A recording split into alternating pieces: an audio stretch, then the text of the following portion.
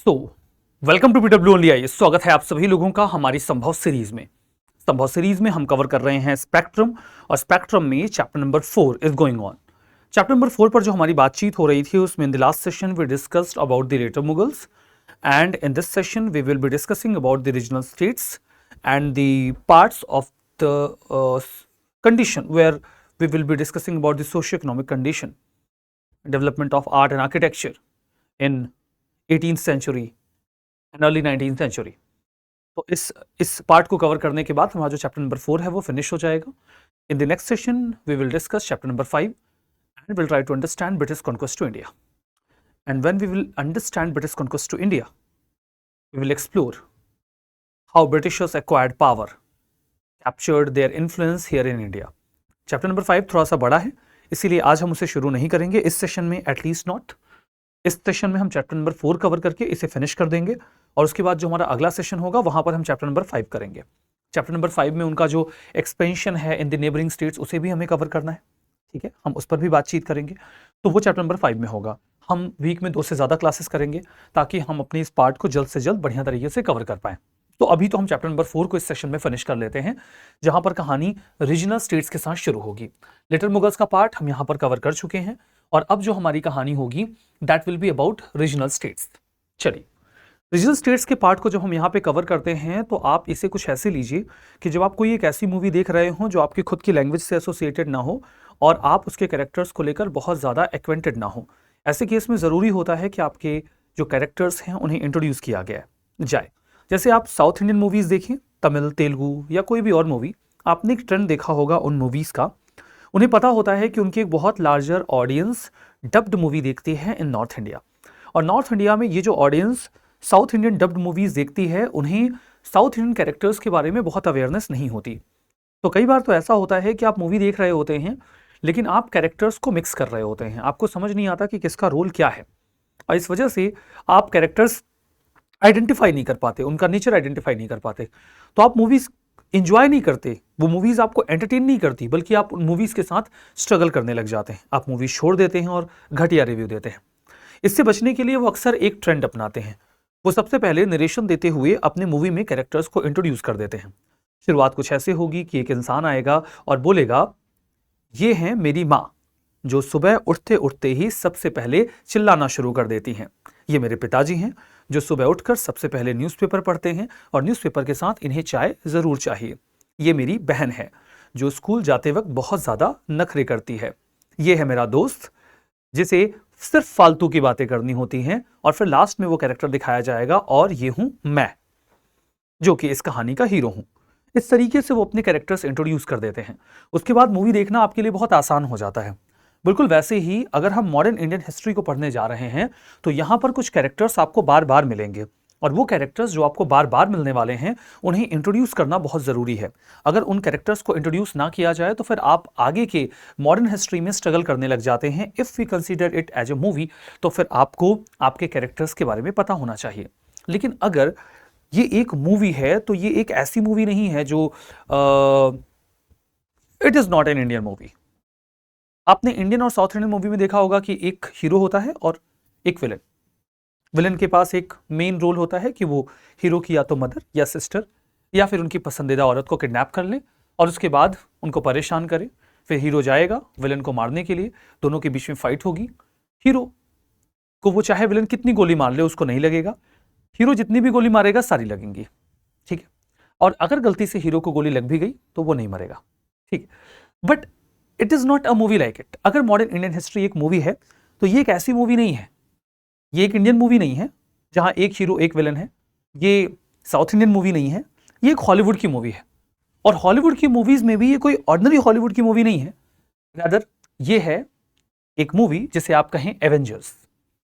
हम डिस्कस कर रहे हैं राइज ऑफ रीजनल स्टेट्स, और अगर मॉडर्न इंडियन हिस्ट्री एक मूवी है तो ये मूवी है एवेंजर्स की मूवी। क्यों ये एवेंजर्स की मूवी क्यों है? ये एवेंजर्स मूवी इसलिए है बिकॉज यहां पर मल्टीपल हीरोज हैं। जैसे एवेंजर मूवी में मल्टीपल हीरोज हैं, विलन एक है थेनोस, बिल्कुल वैसे ही मॉडर्न इंडियन हिस्ट्री में आपको कई सारे हीरोज मिलेंगे लेकिन विलन केवल एक ही है, और वो है ब्रिटिश। और ब्रिटिश थेनोस जैसे ही ताकतवर हैं, कुछ ऐसे कि ऐसे चुटकी बजा दें और आधी दुनिया गायब हो जाए। थेनोस को इस मूवी में एक ऐसे विलन के तौर पे पोर्ट्रे किया गया है that can not be defeated, end of course he was not defeated. बाद में भले ही उसको दूसरे पार्ट में मार दिया जाता है, लेकिन पहले पार्ट में he was not defeated. Similarly जो ब्रिटिशर्स हैं, अगर आप मॉडर्न इंडियन हिस्ट्री में उनका ओहदा देखें, so these are the powers those can not be defeated, तो उन्हें डिफीट नहीं किया जा सकता। लेकिन उनको काउंटर करने के लिए यहाँ पर मल्टीपल हीरोज हैं, जैसे उन्हें कन्फ्रंट करने के लिए बंगाल है, अवध है, हैदराबाद है, मैसूर है, मराठास हैं, पंजाब है, ये सभी बारी बारी से उससे फाइट कर रहे हैं। तो ये एक ऐसी मूवी है ना जहां पर आपको बहुत सारे जो हैं वो हीरोज दिखेंगे, लेकिन विलन एक ही है, और विलन जो एक है वो वैसे ही ताकतवर है जैसे कि थेनोस, बहुत ही पावरफुल। अब सवाल यह है कि विलन के बारे में तो हमें बहुत अच्छे से जानकारी है कि वो ब्रिटिशर्स हैं, और उनका आना, इंडिया में पावर को ग्रैब करना, उनके मुगल्स के साथ रिलेशंस, ये सब तो हमने समझ लिया है।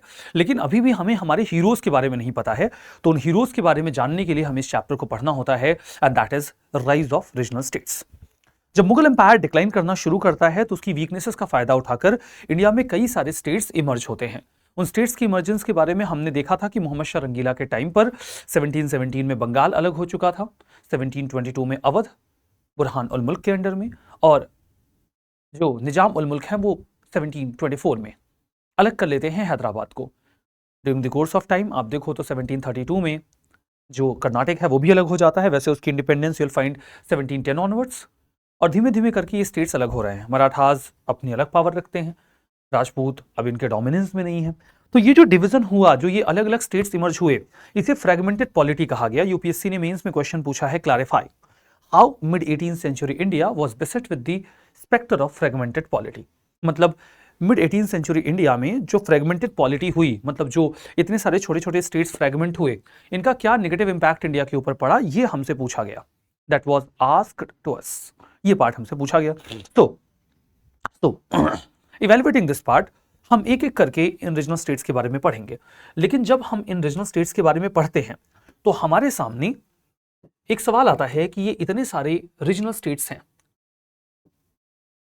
ये इतने सारे रीजनल स्टेट्स हैं, हम इनका कैटेगराइजेशन कैसे करें? अगर एक कैटेगराइजेशन हो जाए तो बात थोड़ी आसान हो जाएगी। तो टॉपिक का नाम है rise of regional states. Topic का नाम है राइज ऑफ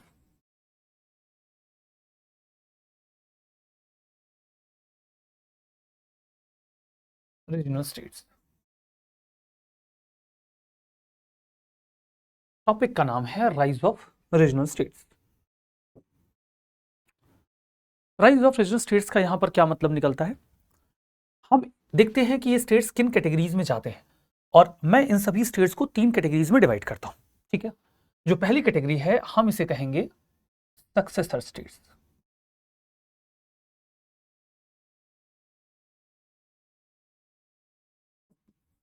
पहली कैटेगरी को हम क्या बुलाएंगे? Successor states. दूसरी कैटेगरी को हम क्या बुलाएंगे? Independent kingdom.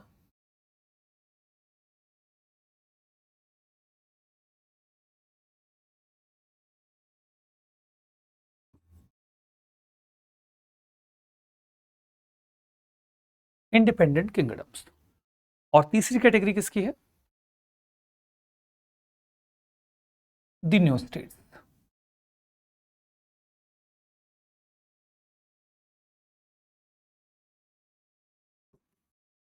इन 3 कैटेगरीज में हम इन्हें डिवाइड कर सकते हैं। We can divide them in these 3 categories. ठीक है, तो इन 3 कैटेगरीज में जब हम इन्हें डिवाइड करते हैं तो सबसे पहले तो मैं सक्सेसर स्टेट्स के बारे में बताता हूं। ये जो सक्सेसर स्टेट्स हैं, they were full fledged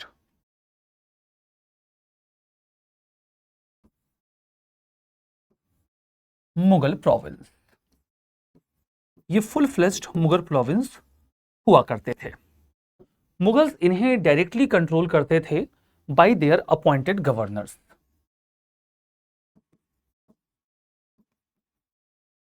directly controlled by Mughals,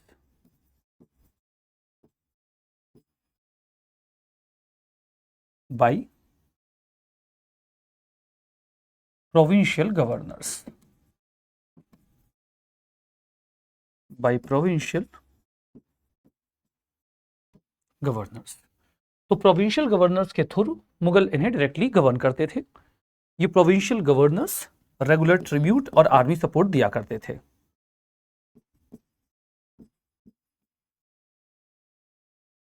used to give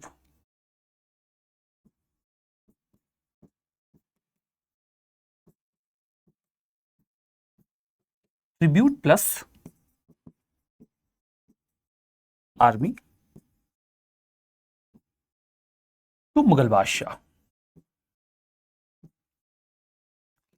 जब तक औरंगजेब था बात चलती रही, सही रही, लेकिन जब लेटर मुगल्स कमजोर हुए तो उन्होंने इस कमजोरी का फायदा उठाया और चुपचाप आजाद हो गए।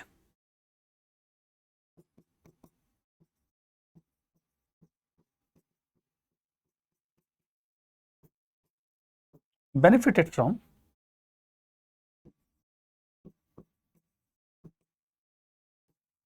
weakening of Mughals,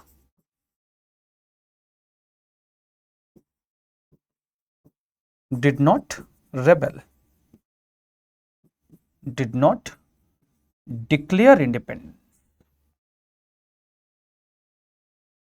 declare independence. ना तो इन्होंने रेबल किया और ना ही इन्होंने इंडिपेंडेंस डिक्लेयर की, बस ये चुपचाप धीमे से इंडिपेंडेंस अपील कर लेते हैं। 1717 के बाद अगर मैं एग्जाम्पल दूं, चलो एग्जाम्पल देता हूं फिर बात करते हैं। Examples low.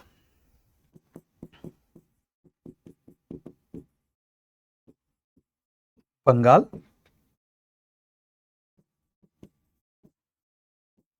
Awadh,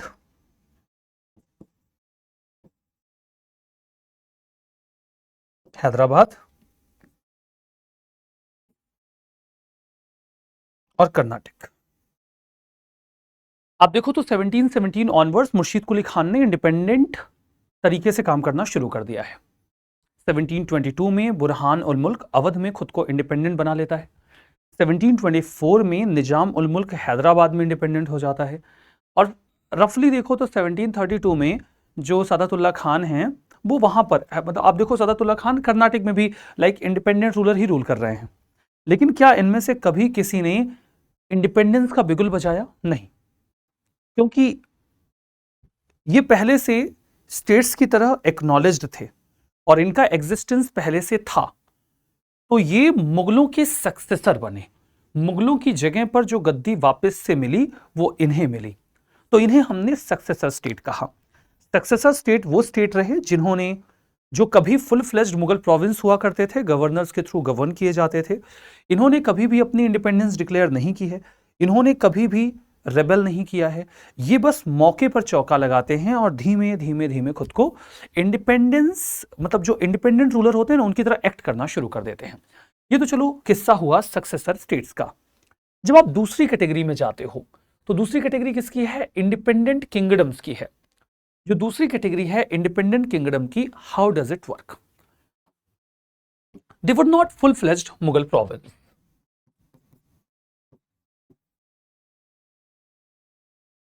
they were not full-fledged,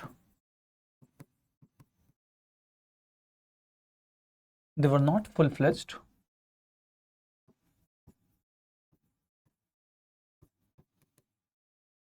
they were not full-fledged Mughal province, they were not full-fledged Mughal province,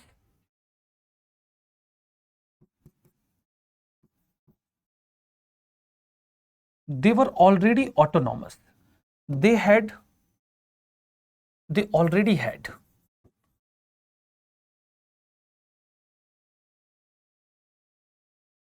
enough autonomy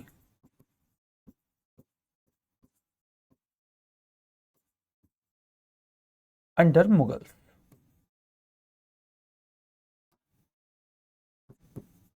मुगलों के अंडर में भी इनके पास इनफ ऑटोनॉमी थी, ठीक है। They did not rebel,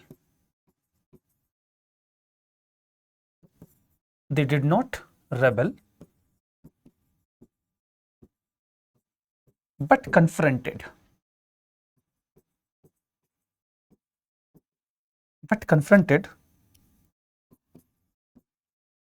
when Mughals were weak. When Mughals were weak and started acting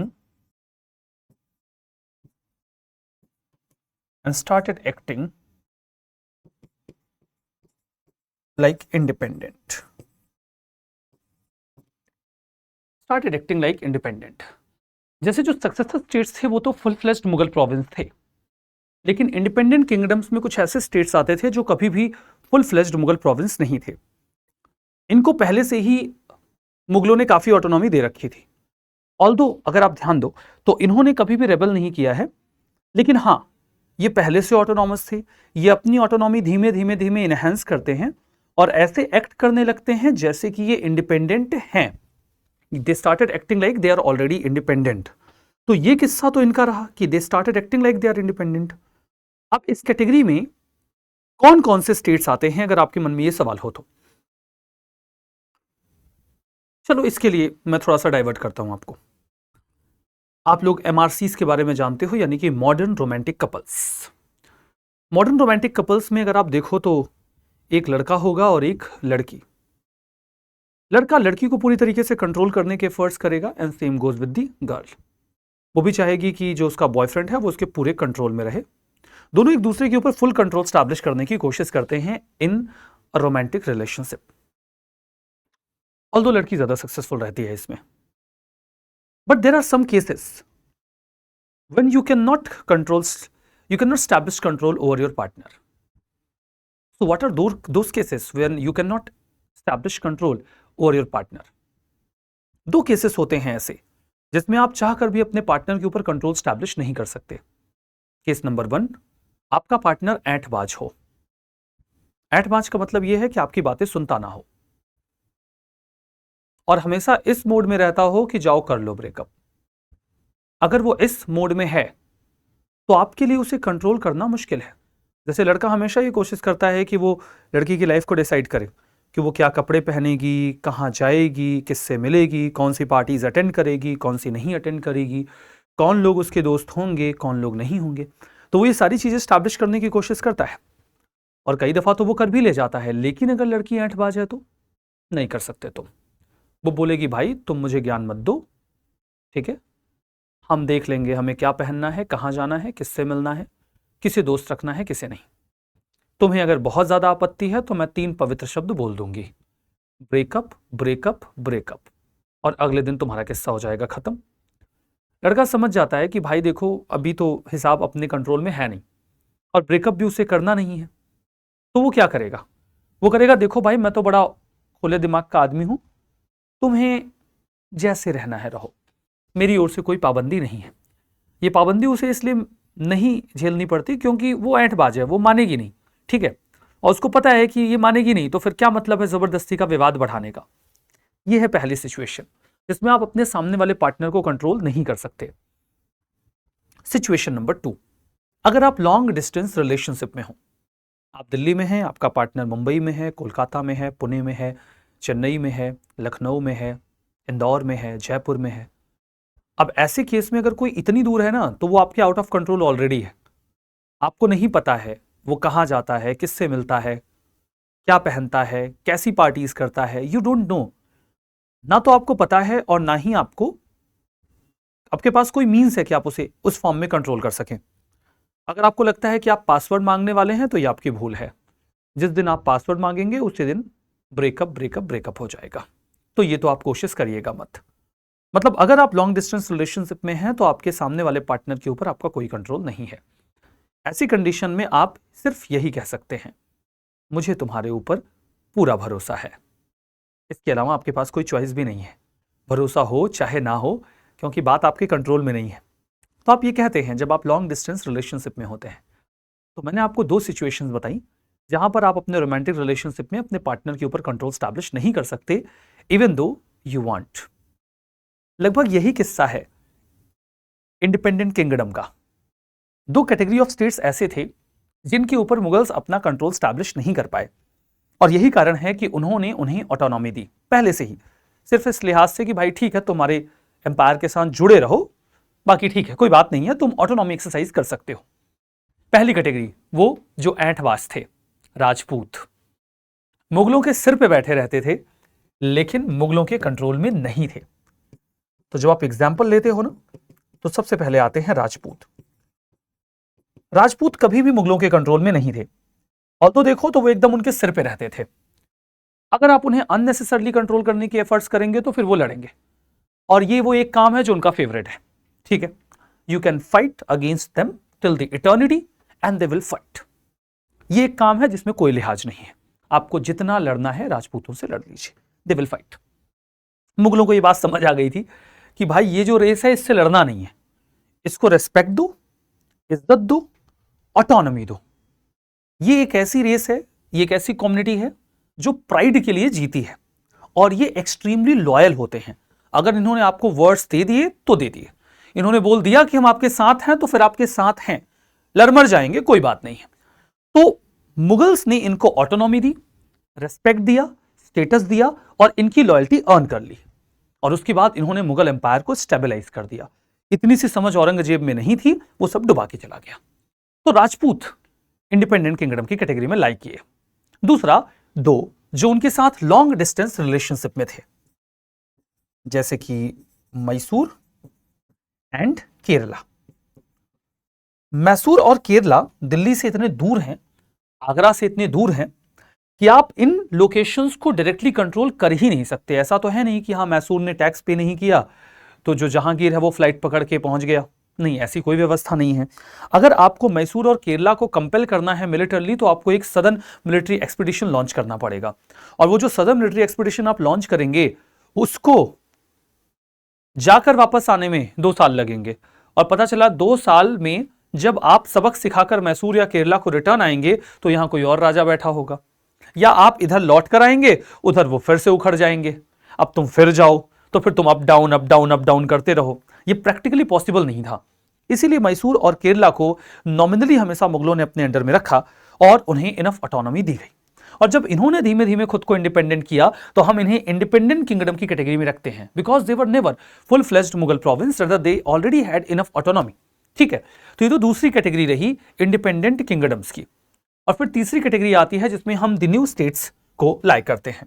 जब हम बात करते हैं द न्यू स्टेट्स की, you'll find they were completely new in existence।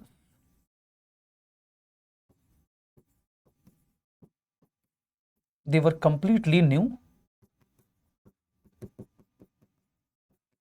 in existence। They rebelled to capture territory। They rebelled to capture territory, also called as rebel states।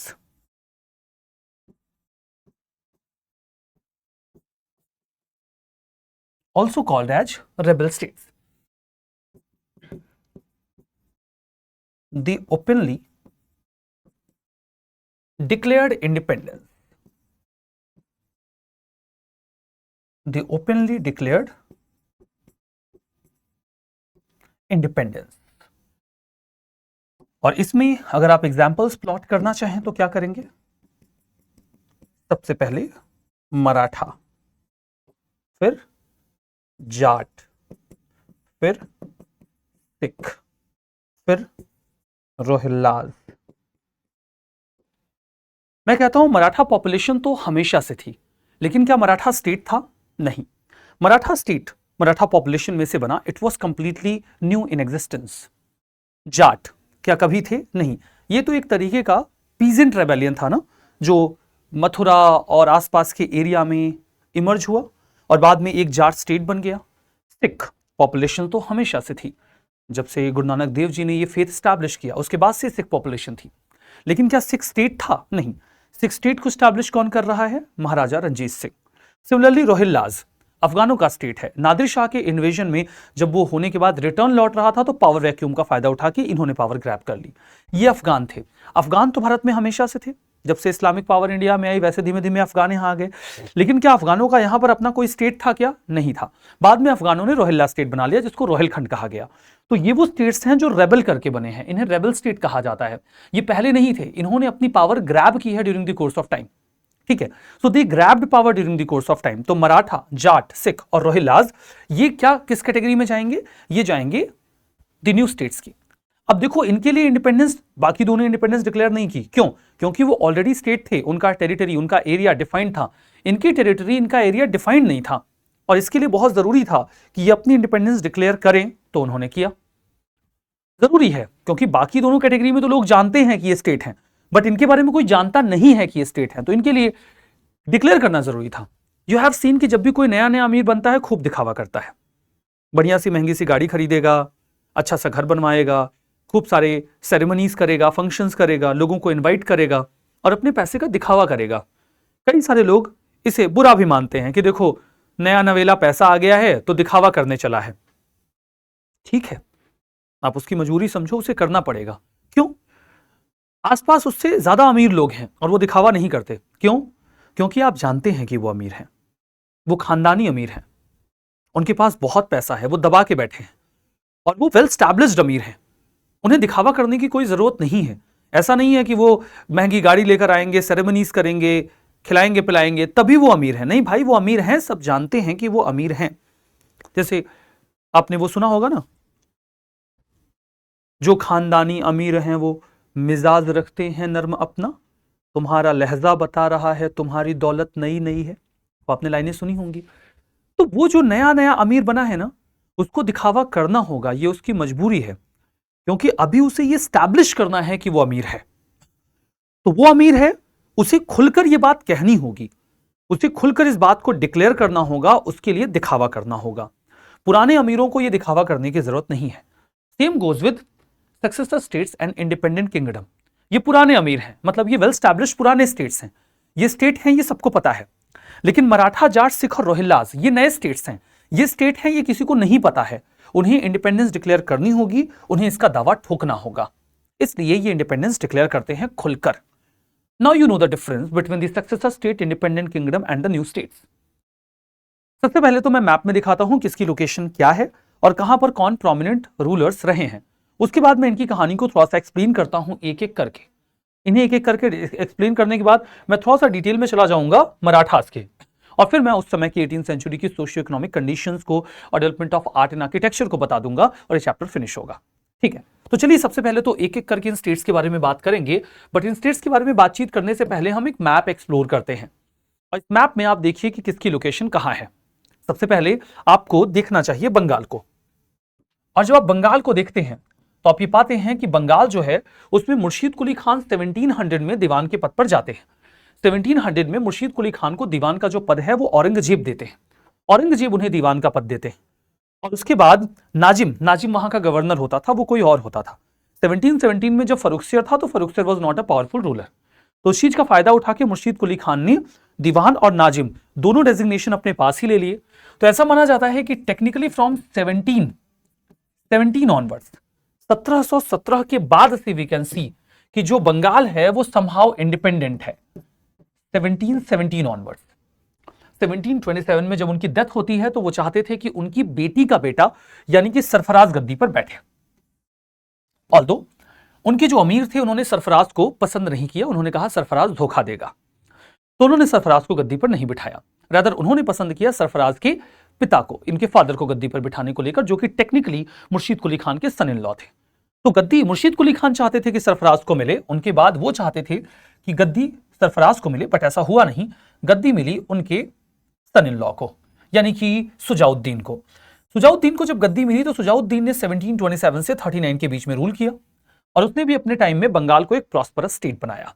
उसके बाद again उनके पिता के जाने के बाद सरफराज का नंबर आया, और सरफराज का जैसे ही नंबर आया, अलीवर्दी खान जो कि पूर्णिया का गवर्नर हुआ करता था, Purnia is a place in Bihar जो उस समय बंगाल का हिस्सा हुआ करता था, क्योंकि उस समय का बंगाल बहुत बड़ा था। ठीक है, तो वो आता है, इनके ऊपर अटैक करता है और 1740 में इनको मार देता है। अलीवर्दी खान उसके बाद 1740 से 56 तक 16 ईयर्स तक रूल करता है, मराठों के साथ कंटिन्यूली कन्फ्रंट करता है, और ये भी अपने टाइम में बंगाल को एक प्रॉस्परस स्टेट बनाता है। इसके जाने के बाद इसकी 3 बेटियां थी और जो सबसे बड़ी बेटी का बेटा था उसका नाम था सिराजुद्दौला।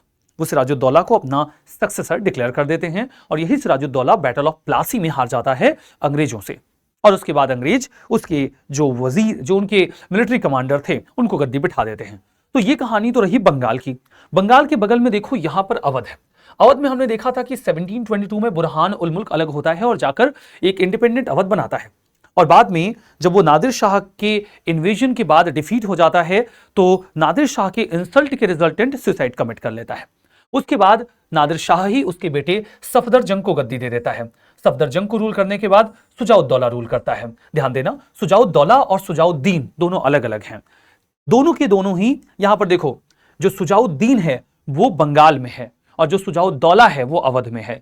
तो दीन बंगाल में, दौला अवध में। ठीक है, तो सुजाउद्दौला ये वही है जो बैटल ऑफ बक्सर में ट्रिपल अलायंस में जाता है। सुजाउद्दौला वही है जो थर्ड बैटल ऑफ पानीपत में मराठास को धोखा देता है।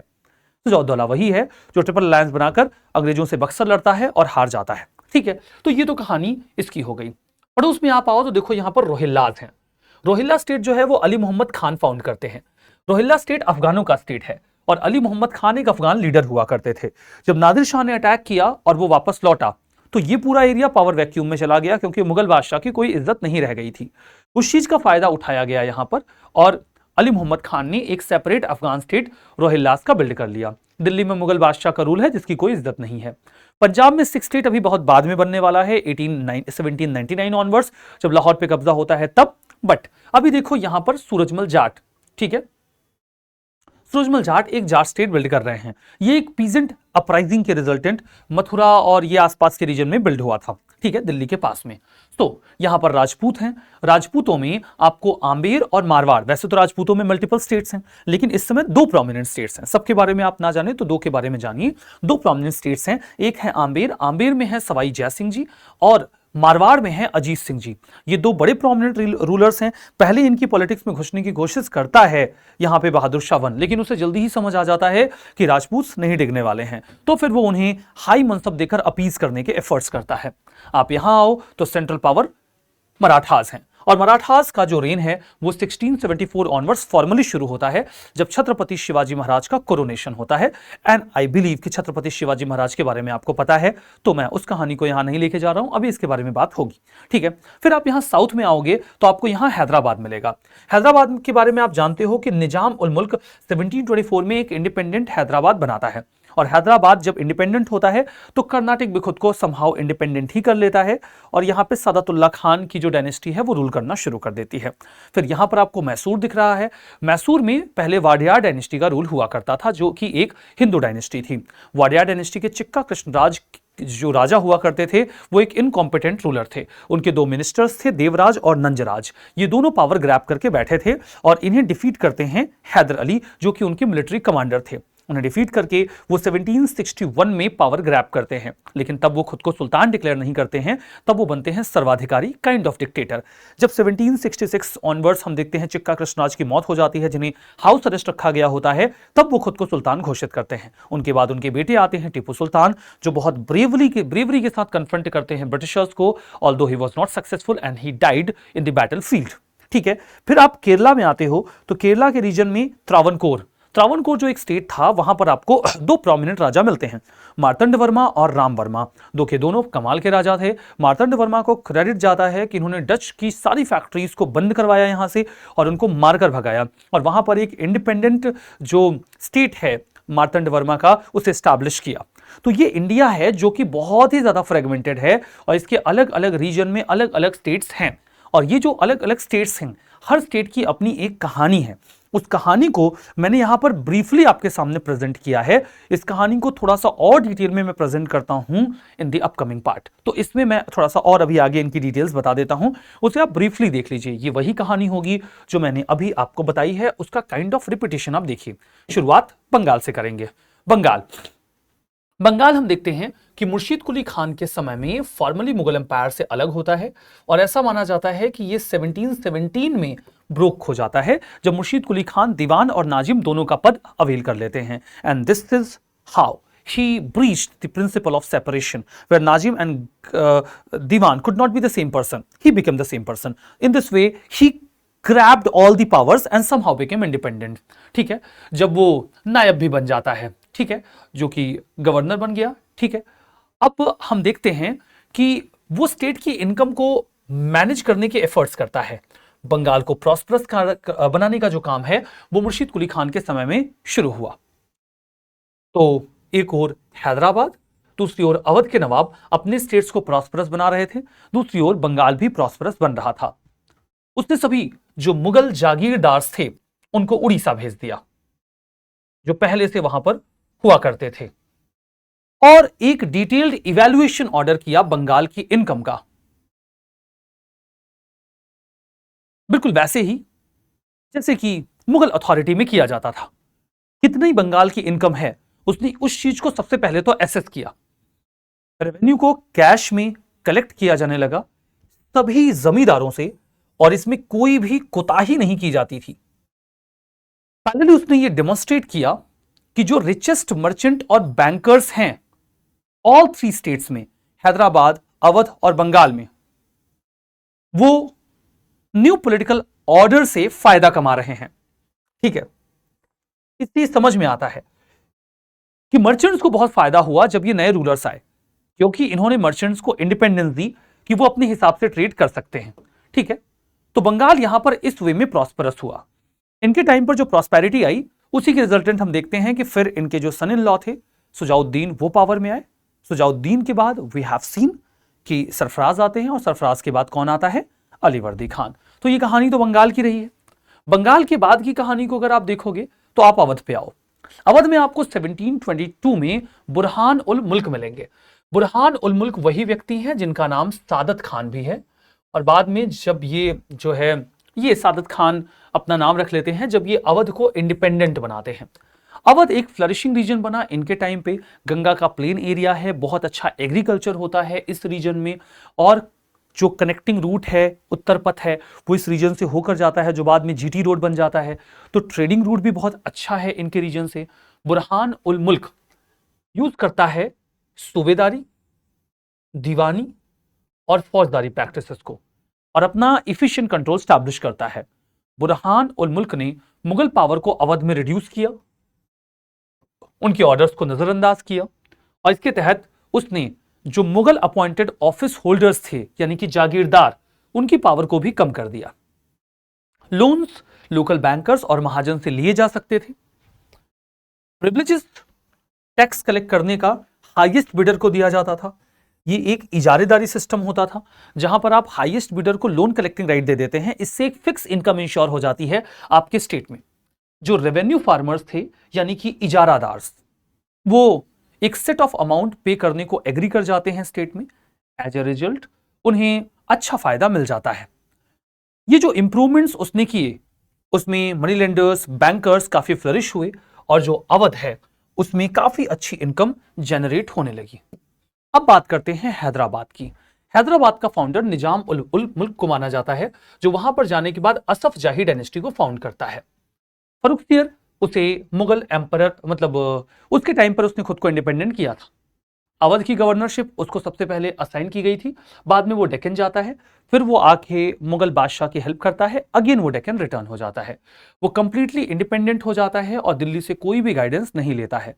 स्टेट ऑफ हैदराबाद सभी ऑड्स के बावजूद मराठास से कन्फ्रंट करता रहता है, और लगभग अपने जो ऑटोनॉमस चीफ्स थे उनकी मदद से रूल करते हुए स्ट्रांगली मराठास को कन्फ्रंट कर पाता है। बात करते हैं सिखों की। सिखों का फॉर्मेशन एक पॉलिटिकल कम्युनिटी के तौर पर 17th सेंचुरी में होता है, रीजनल स्टेट्स के फॉर्म में पंजाब में।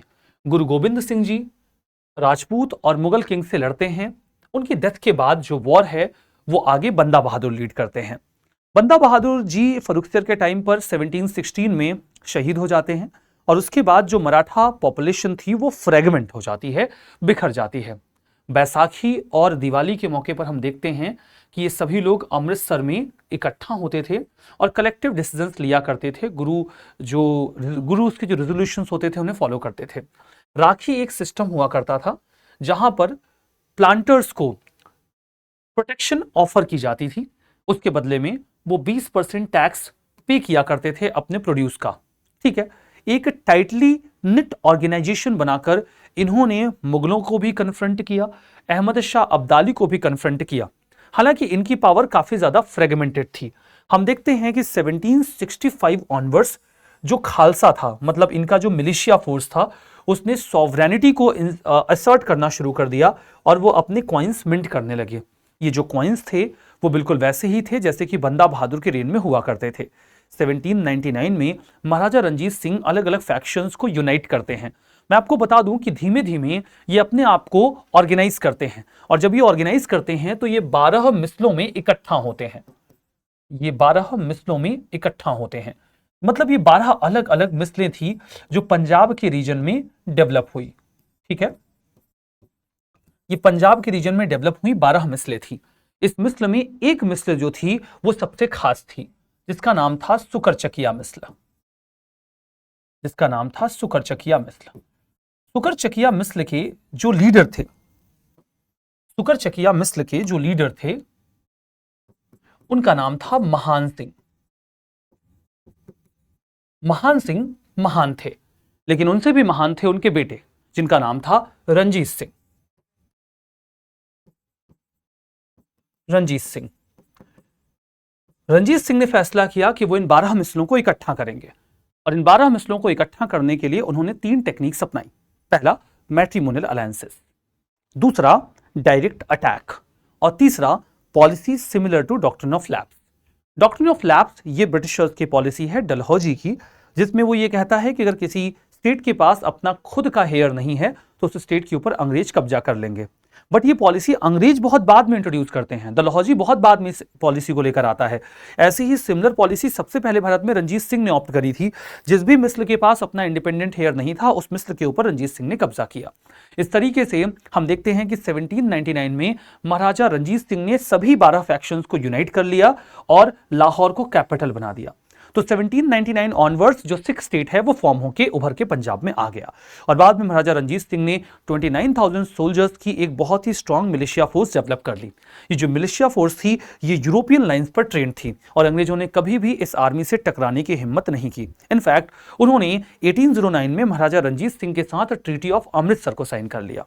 ट्रीटी ऑफ अमृतसर के तहत सतलुज नदी को अंग्रेजों ने एक बाउंड्री की तरह ट्रीट किया between the British kingdom empire and the Sikh kingdom. ये माना गया कि सतलुज रिवर के नॉर्थ में जो पूरी टेरिटरी है वो सिखों की होगी, और सतलुज रिवर के साउथ की जो पूरी टेरिटरी है वो अंग्रेजों की होगी। दोनों कभी भी सतलुज रिवर को पार करके एक दूसरे के एरिया में नहीं आएंगे। इस ट्रीटी को दोनों ने तब तक ऑनर किया जब तक कि महाराजा रंजीत सिंह की डेथ नहीं हो गई। महाराजा रंजीत सिंह की डेथ के बाद इन्होंने सिखों को उकसाया, सिख रिवर पार करते हैं और अंग्रेज उनके ऊपर अटैक कर देते हैं। इस तरीके से 2 एंग्लो सिख वॉर होते हैं और सिख पावर को इस रीजन में क्रश डाउन करके अंग्रेज अपना कब्जा जमा लेते हैं। So that was the story of Sikh. तो ये तो सिखों की कहानी थी। जाटों की कहानी पर बात करते हैं। जाट अपना इन्फ्लुएंस लेट 17th और अर्ली 18th सेंचुरी में स्टैब्लिश करते हैं। वो दिल्ली के वेस्ट की जमीन के ऊपर अपना स्टेट बिल्ड करते हैं। इस कहानी की शुरुआत चूड़ामन के साथ होती है 1680s में, जो इस पूरे रीजन में दिल्ली और आगरा के रीजन में डोमिनेट करना शुरू करते हैं एक पीजेंट अपराइजिंग के साथ। तो चूड़ामन और बदन सिंह ये लोग एक जो पीजेंट अपराइजिंग है उसे अपहेल्ड करते हैं, उसे गवर्न करते हैं। हालांकि उस पीजेंट अपराइजिंग के तहत ये कोई बहुत बड़ा स्टेट कार्व आउट नहीं कर पाए और बहुत सक्सेसफुल नहीं रहे। जाट बहुत ही एफ्लुएंट एग्रीकल्चरलिस्ट थे, और पानीपत जैसे जो टाउन्स थे या वल्लभगढ़ जैसे टाउन्स थे वो इनके समय में बहुत इंपॉर्टेंट कमर्शियल सेंटर के तौर पर डेवलप हुए। जब ईरान के शाह नादिर शाह ने दिल्ली के ऊपर 1739 में हमला किया तो कई सारी सिटीज को यहां पर डिस्ट्रॉय किया गया। जवाहिर शाह अपनी जो ट्रूप्स हैं उन्हें गैदर करते हैं, और कई सारे मराठा और सिख जो मुगलों को अपोज कर रहे थे। बाद में हम क्या देखते हैं कि जाटों में सूरजमल जाट आते हैं जो कि एक बहुत ही स्ट्रॉन्ग स्टेट यहां पे डेवलप करते हैं।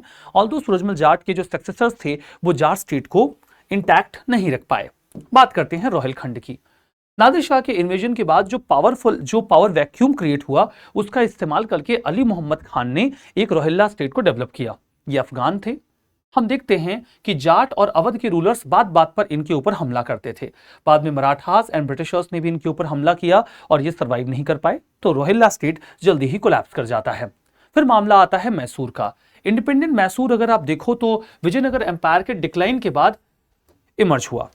यदुराय वाडियार, जो यदुराय वाडियार थे वो पहले वाडियार चीफ थे जो विजयनगर के अंडर में काम करना शुरू करते हैं।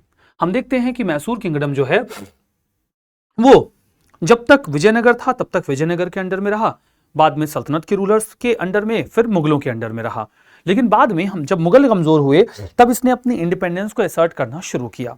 यहां पर राजा हुआ करते थे चिक्का कृष्णराज। चिक्का कृष्णराज एक इनफिशिएंट रूलर थे और उसी के चलते उनके दो मिनिस्टर्स बड़े डोमिनेंट थे, देवराज और नंजराज। उन्हें डिफीट करते हैं हैदर अली, और हैदर अली उन्हें डिफीट करके पावर ग्रैब कर लेते हैं। हैदर अली जब उन्हें डिफीट करते हैं तो उसके बाद हम देखते हैं कि 1749 में वो इंडिपेंडेंट मिलिट्री चार्ज अवेल करते हैं और 1758-59 में वो पावर में आ जाते हैं। 1761 में वो पूरे राजा के फैमिली को, चिक्का कृष्णराज के फैमिली को हाउस अरेस्ट कर लेते हैं और 1761 में वो पावर में बैठ जाते हैं सर्वाधिकारी के तौर पे। सर्वाधिकारी बनने के बाद वो अपने एरिया को एक्सपेंड करते हैं और एक्सपेंशन करने के लिए वो अक्सर मराठास की, त्रावणकोर की या कर्नाटक की टेरिटरी के साथ साथ हैदराबाद की टेरिटरी पर अटैक करते थे। इसलिए नेचुरली उनके आसपास 3 दुश्मन थे, आई विल से 4 दुश्मन थे। तो अगर आप मैप देखोगे तो आपको समझ आ जाएगा कि जो उनके 4 दुश्मन हैं वो कौन से हैं। मैसूर के नेचुरली 4 दुश्मन हैं, और वो 4 दुश्मन मैसूर के कौन से? क्योंकि मैसूर या तो इधर एक्सपेंड करेगा, या इधर एक्सपेंड करेगा, या इधर एक्सपेंड करेगा, या इधर एक्सपेंड करेगा। तो उसके 4 दुश्मनों में एक तो मराठा है, दूसरे हैदराबाद है, तीसरा यहां कर्नाटक में ब्रिटिश है, और चौथा यहां पे केरल है। तो ये 4 आसपास उनके दुश्मन हैं और इन चारों के साथ उनका जो कन्फ्रंटेशन है वो बहुत ही कॉन्टिन्यूअस है। ये लगातार उनसे लड़ते रहते हैं, कॉन्टिन्यूली उनसे फाइट करते रहते हैं। फाइनली हम देखते हैं कि 1769 में वो ब्रिटिशर्स को फर्स्ट एंग्लो मैसूर वॉर में डिफीट करते हैं, लेकिन उसके बाद की कहानी अलग रहती है, वो हम आगे डिस्कस करेंगे और पढ़ेंगे कि वो कैसे आगे कन्फ्रंट करते हैं। केरला की बात करते हैं। केरला कई सारे फ्यूडल चीफ्स और राजा में डिवाइडेड था 18th सेंचुरी की बिगिनिंग में। हम देखते हैं कि 4 मोस्ट इंपॉर्टेंट स्टेट जो केरला के रीजन में आपको देखने को मिलेंगे, एक तो था कालीकट, दूसरा था चिरक्कल, तीसरा था कोचीन और चौथा था त्रावणकोर। मार्तंड वर्मा और राम वर्मा यहां त्रावणकोर में आते हैं, एमबी और आरवी, मार्तंड वर्मा और राम वर्मा। ठीक है, त्रावणकोर काफी प्रोमिनेंट हो गया मार्तंड वर्मा की लीडरशिप में, जिन्होंने किलोन और इलायदम जीत लिया। इसके लिए उन्होंने डच को डिफीट किया, अपनी स्ट्रॉन्ग आर्मी को ऑर्गेनाइज किया वेस्टर्न मॉडल पे, और इसके लिए उन्होंने यूरोपियंस से मदद ली और उन्होंने मॉडर्न वेपन्स भी एक्वायर किए। मार्तंड वर्मा ने नॉर्थवर्ड अपनी टेरिटरी को एक्सपेंड किया और बहुत सारे इरिगेशन वर्क किए, रोड्स बनाई, कनाल्स बनाए और कम्युनिकेशन लाइन को भी स्टैब्लिश किया। 1763 तक हम देखते हैं कि जितने भी छोटी छोटी स्टेट्स या प्रिंसिपलिटीज थी केरला की, उन्हें सबऑर्डिनेट फॉर्म में एब्जॉर्ब कर लिया गया, जो 3 बिग स्टेट्स थे, कोचीन, त्रावणकोर और कालीकट के द्वारा। हैदर अली केरला को 1766 में इन्वेड करते हैं और वो नदन केरला, कोचीन तक कब्जा लेते हैं, जिसमें वो कालीकट के जमोरिन की टेरिटरी के ऊपर भी कब्जा कर लेते हैं। 18th सेंचुरी काफी रिमार्केबल रिवाइवल देखता है मलयालम लिटरेचर का, जहां पर राजा और चीफ जो केरला के थे वो लिटरेचर के ग्रेट पैटर्न बने। ये संस्कृत का एक फेमस सेंटर के तौर पे त्रिवेंद्रम डेवलप हुआ और second half of the 18th century में जो राम वर्मा थे, जो कि खुद एक पोएट, स्कॉलर, म्यूजिशियन हुआ करते थे, उन्होंने काफी अच्छा आर्ट और कल्चर को पैट्रोनेज दिया। तो केरला बाद में धीमे धीमे कमजोर पावर बन गया, बट मार्तंड वर्मा और राम वर्मा यहाँ के बहुत ही ताकतवर राजा रहे। इन सभी को समझ लेने के बाद अब कहानी का एक हिस्सा बनता है जहां पर हमें चर्चा करनी चाहिए मराठास के बारे में। We must discuss about the Marathas. तो चलिए अब हम लोग मराठास के बारे में भी कुछ बातें कर लेते हैं। Let's discuss a bit about Marathas. तो मराठास के बारे में अब हमारी बातचीत होने वाली है। We will be discussing about Maratha.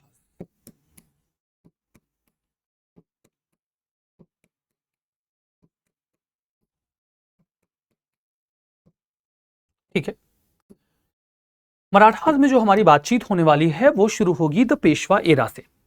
पेशवाओं के बारे में हमारी बातचीत इसके पहले भी हो रखी है, जब मैंने आपको बताया था कि किस प्रकार से बहादुर शाह वन जो है वो साहू जी को रिलीज करता है ताकि वो ताराबाई से लड़े, और यहां पर उनकी मदद एक ब्राह्मण मिलिट्री चीफ ने की थी जिनका नाम था बालाजी विश्वनाथ। बालाजी विश्वनाथ पहले पावरफुल पेशवा बने। लेट मी टेल यू कि पेशवा का पद इसके पहले भी हुआ करता था, ऑल्दो वो एक सिंपल एडमिनिस्ट्रेटिव ऑफिसर हुआ करते थे, उनके पास ऐसी कोई बड़ी पावर नहीं होती थी। लेकिन जब बालाजी विश्वनाथ का दौर आया तो पेशवा बहुत ही पावरफुल हो गए और पावरफुल पेशवाज का जो एरा है वो इसी समय से शुरू होता है। पावरफुल पेशवाओं का दौर जो यहां पर शुरू होता है उसमें एक एक करके 3 ताकतवर पेशवा आते हैं और उसके बाद पेशवा कई सारे आते रहे। 3 पावरफुल पेशवा जो शुरू में आए उन्होंने मराठा एम्पायर को बहुत ज्यादा ताकतवर बनाया। पहले हम इन 3 पावरफुल पेशवाओं के बारे में बात करेंगे, उसके बाद हम उसके आगे की कहानी को भी डिस्कस करेंगे। अब आप यहां पर समझिए, 3 पावरफुल पेशवा जो उस समय पावर में आते हैं, उसमें जो पहले पेशवा थे उनका नाम था बालाजी विश्वनाथ। बालाजी विश्वनाथ जो कि मदद करते हैं किसकी? बालाजी विश्वनाथ जो कि हेल्प करते हैं, इनके समय पे जो राजा थे वो किंग साहू जी थे। साहू जी राजा थे और बालाजी विश्वनाथ का जो समय है वो 1713 से 1720 का है। वैसे 1707 ऑनवर्ड्स वो मदद करना शुरू कर देते हैं, 1707 ऑनवर्ड्स वो मदद करना शुरू कर देते हैं, लेकिन 1707 से 1713 तक उन्हें सेना कार्ते का पद दिया गया था, जिसका मतलब कमांडर इन चीफ था। लेकिन 1713 में उन्हें पेशवा का डेजिग्नेशन दे दिया गया। जब उन्हें पेशवा का डेजिग्नेशन मिला तो मैं आपको बता दूं कि उसके पहले वो एक ब्राह्मण मिलिट्री कमांडर थे। वो साहू जी की मदद करते हैं ताराबाई को डिफीट करने में और साहू जी की फैमिली को रिलीज करवाते हैं सैयद ब्रदर्स की मदद करके। उनके समय पर जो मराठा पावर थी वो एक्सपेंड हुई है। उनके समय के बाद जो पेशवाओं का दौर है वो हेरिडिटरी बन गया है। वो सैयद ब्रदर्स को मदद करते हैं फर्रुखसियर के अगेंस्ट और उसके बदले में उन्हें डेक्कन की रीजन की चौथ और सरदेशमुखी मिल जाती है। इनके समय तक मराठा पावर काफी ज्यादा स्टैब्लिश हो चुकी थी। इनके जाने के बाद क्या होता है आप देखो तो 1720 से 1740 के बीच में जो राजा थे वो साहू जी बनते हैं। 1720 से 1740 के बीच में राजा तो साहू जी कंटिन्यूली बने रहेंगे, ठीक है। बट इनके बाद जो पेशवा थे वो कौन बने? बालाजी विश्वनाथ ने जिस तरीके से कंट्रीब्यूट करा था मराठा किंगडम को, उस चीज को लेकर काफी ओबलाइज फील करते थे राजा साहू जी। तो उन्होंने उनके बेटे को पेशवा की गद्दी दे दी और वो पेशवाओं में सबसे ताकतवर पेशवा बने। वो सबसे पॉपुलर और सबसे स्ट्रॉन्गेस्ट पेशवा माने जाते हैं। नाम है बाजीराव वन। बाजीराव मस्तानी, वो जो मूवी बनी है वो इन्हीं बाजीराव वन के ऊपर बनाई गई है। ये 41 बैटल्स अपनी पूरी लाइफ में लड़ते हैं। इन 41 बैटल्स में वो कभी भी कोई भी बैटल हारते नहीं हैं। उन्होंने जो नॉर्थ वर्ड एक्सपेंशन था उस पर फोकस किया। अभी तक मराठास ने हमेशा या तो ईस्ट की ओर एक्सपेंड किया था या फिर साउथ की ओर एक्सपेंड किया था। वो पुणे के आसपास का एरिया दक्कन पे कॉन्सेंट्रेट करते थे। उन्होंने कभी इस ओर ध्यान नहीं दिया कि वो नॉर्थ वर्ड एक्सपेंड करें। तो बालाजी विश्वनाथ के बाद जो बाजीराव वन आते हैं, ये पहले ऐसे पेशवा बने जो नॉर्थ वर्ड एक्सपेंशन पर कॉन्सेंट्रेट करते हैं। He concentrated over northward expansion. वो हिंदवी स्वराज का सपना देखते थे। अटक से कटक तक मराठा साम्राज्य। अटक कहां पर है? पाकिस्तान में पेशावर के पास। कटक कहां पर है? उड़ीसा में। तो वो अटक से कटक तक एक मराठा साम्राज्य का सपना देखते थे। उन्होंने मराठा कॉन्फेडरेसी को रीऑर्गेनाइज किया, मतलब अलग अलग एरिया मराठास में अलग अलग चीफ को सौंप दिया गया। तो देखो, जैसे पुणे से पेशवा ऑपरेट करने लगा, नागपुर में रीजन में भोसले रूल करने लगे, वडोदरा का रीजन गायकवाड़ के पास था, इंदौर से होलकर्स का रूल शुरू हुआ और ग्वालियर से सिंधिया रूल करने लगे। ये सभी जो चीफ थे ये मराठा पावर को इंटैक्ट रखते थे, ये सब मिलकर रूल करते थे और जब तक ये आपस में एकजुट रहे तब तक मराठास इस रीजन की सबसे पावरफुल फोर्स रहे। लेकिन बाद में इनके आपसी झगड़ों की वजह से मराठा कमजोर होते चले गए। हम देखते हैं कि 1740 में बाजीराव वन की मौत हो जाती है। बाजीराव वन ने मराठा पावर को काफी एक्सपेंड किया था नॉर्थवर्ड जाके। इनके जाने के बाद तीसरे पेशवा आते हैं, तीसरे ताकतवर पेशवा, जिनका नाम है बालाजी बाजीराव। पहले पेशवा बालाजी विश्वनाथ में से बालाजी उठाइए और दूसरे पेशवा का बाजीराव उठाइए, दोनों को मिलाइए, तीसरे पेशवा बन जाएंगे बालाजी बाजीराव। और बालाजी बाजीराव जो हैं इन्हें नाना साहेब भी बुलाया जाता था। और हाँ, ये बाजीराव 2 के बाद जो नाना साहेब आए थे उनसे अलग हैं। बाजीराव 1 के बाद भी एक नाना साहेब थे, बाजीराव 2 के बाद भी एक नाना साहेब थे जो फाइट करते हैं 1857 के रिवोल्ट में, बट वो दूसरे नाना साहेब थे और ये दूसरे नाना साहेब हैं, ठीक है। तो इनके टाइम पर भी देखो जो मराठा छत्रपति हैं वो तो साहू जी ही हैं। इन्हें नाना साहेब के नाम से भी जाना जाता है। बाजीराव मस्तानी मूवी अगर आपने देखी हो तो वहां पर एक व्यक्ति थे जो बात बात पे मस्तानी को धमकाने आते थे, वो नाना साहेब थे। वही नाना साहेब बाद में चल के पेशवा बन जाते हैं। नाना साहेब ने जो एम किया था वो यही था कि उन्हें अटक से कटक का अपना सपना, ड्रीम जो है वो कंप्लीट करना है, जो उनके पिता बाजीराव वन ने देखा था। अटक तो चलो बहुत दूर है, पाकिस्तान में है, पेशावर के पास। कटक उड़ीसा में था और नजदीक था, तो पहला निशाना कटक बना। कटक में ये बात बात पर हमला करते थे। उड़ीसा किसके पास था? बंगाल के पास। बंगाल में कौन रूलर है? अलीवर्दी खान रूलर है। तो ये अलीवर्दी खान के ऊपर बात बात पर अटैक करते थे। अलीवर्दी खान ने एक दफा इनसे पूछा, भाई आपको क्या दिक्कत है, आप क्यों बात बात पर हमारे ऊपर हमला करते हैं, अटैक करते हैं? इन्होंने अलीवर्दी खान से कहा, देखो कटक चाहिए हमको। बोले कटक काहे चाहिए आपको? बोले कटक चाहिए क्योंकि अटक से कटक का सपना तभी पूरा होगा जब कटक मिलेगा। तो बोले अटक कैसे लोगे? बोले हम अटक ले लेंगे और तुम कटक की व्यवस्था तो करो। अटक तो हम ले लेंगे, अटक कहाँ अटका हुआ है, पहले कटक तो काटे। उसमें ना देखो तुम बात बात के ऊपर हमला मत किया करो। बोले कटक दे दो, नहीं करेंगे। बोले ठीक है। बोले कैसे लोगे कटक? बोले उड़ीसा की चौथ हमें दे दो, हम मान लेंगे कि कटक मिल गया। ठीक है, बोले ले जाओ। उड़ीसा की चौथ, 1/4 ऑफ रेवेन्यू, ये अलीवर्दी खान ने मराठों को दे दिया 1751 में। इस तरीके से उन्हें कटक मिल गया। अब मामला अटक का था। अटक अगर चाहिए तो नॉर्थवर्ड जाना पड़ेगा, और नॉर्थवर्ड अगर आप जाओगे तो 17 तो आपको वहां सामना मुगलों से करना पड़ेगा। सबसे पहला सेटलमेंट मुगलों के साथ करना था। वहां पर एक मुगल बादशाह बैठा हुआ था जिसमें दम नहीं था, और उसकी मदर उधम बाई रूल कर रही थी। नाम था अहमद शाह बहादुर। ये अहमद शाह बहादुर से जाते हैं 1752 में, एक एग्रीमेंट कर लेते हैं और कहते हैं अगर फॉरेन इन्वेजन होगा तो हम आपको डिफेंड करेंगे, और वो उनकी सिक्योरिटी में आ जाता है। मराठास उन्हें सिक्योरिटी गारंटी दे देते हैं। 1757 में हम देखते हैं कि अब्दाली हमला करता है, दिल्ली और पंजाब पर कैप्चर कर लेता है। मराठा डिफेंड नहीं कर पाते हैं, एफर्ट करते हैं, डिफेंड नहीं कर पाते हैं। जब वो यहां से दिल्ली के ऊपर कब्जा करता है तो जो उनका एक मिनिस्टर हुआ करता था, नाम था इमाद उल मुल्क, वो उसको हटाता है, और इमाद उल मुल्क को वो हटाकर जो एक रोहिल्ला चीफ हुआ करते थे नाजिबुद्दौला, उन्हें दिल्ली का गवर्नर बना देता है। बाकी नॉर्थ वेस्ट इंडिया में मुल्तान वगैरह के रीजन में वो अपने बेटे तिमुर शाह को गवर्नर बना के बिठा के चला जाता है। मराठास का समय था कि वो रिटेलिएट करें। मराठास ने अपनी ओर से रघुनाथ राव को भेजा नॉर्थवर्ड एक्सपेंशन के लिए। जो रघुनाथ राव हैं पेशवा के भाई हैं, पेशवा के छोटे भाई हैं रघुनाथ राव। पेशवा कौन है? बालाजी बाजीराव, और उनके छोटे भाई कौन है? रघुनाथ राव। तो रघुनाथ राव को ये नॉर्थवर्ड भेजते हैं एक्सपेंड करने के लिए। रघुनाथ राव जब नॉर्थवर्ड एक्सपेंशन के लिए जाते हैं तो वो दिल्ली के ऊपर सबसे पहले तो 1757 में कब्जा कर लेते हैं।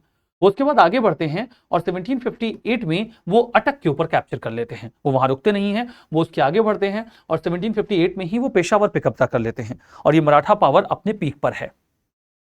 अब इनके पास अटक और कटक दोनों है, और अटक से कटक तक का जो उनका सपना था हिंदवी स्वराज का, वो उन्होंने पूरा किया अंडर बालाजी बाजीराव, जिसे वो हिंदू पदशाही कहा करते थे, हिंदवी स्वराज कहा करते थे। हिंदवी स्वराज का वो ड्रीम उन्होंने कंप्लीट कर लिया 1758 में। हालांकि इस ड्रीम को कंप्लीट करने के लिए उन्होंने वहां पर अहमद शाह अब्दाली का जो बेटा तिमुर शाह था उसको मार के भगाया था, और अब अहमद शाह अब्दाली बदला लेना चाहता था। अहमद शाह अब्दाली बदला लेने आएगा, क्या होगा जानेंगे, लेकिन उसके पहले कहानी में थोड़ा सा पीछे आइए। जैसे